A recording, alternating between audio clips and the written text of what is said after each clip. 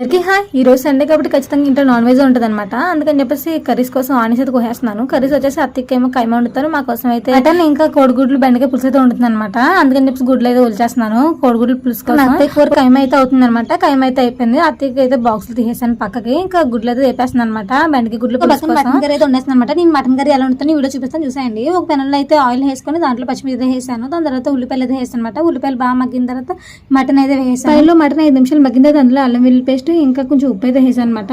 గట్టిగా ఉంటుందని చాలా మంది కుక్కర్లో వేసుకుంటారు కదా, నేను కుక్కర్లో వేయను, కొంచెం బాగా మగ్గనిస్తాను అనమాట. సిమ్ లో పెట్టి చాలా సేపు సిమ్ లో పెట్టి బాగా మగ్గనిస్తే ముక్క అయితే గట్టిగా ఉండదు. నేనైతే ఇందులో మసాలా అయితే వేసాను అనమాట. తర్వాత ఏమో 2 స్పూన్లు కారం అయితే వేసాను.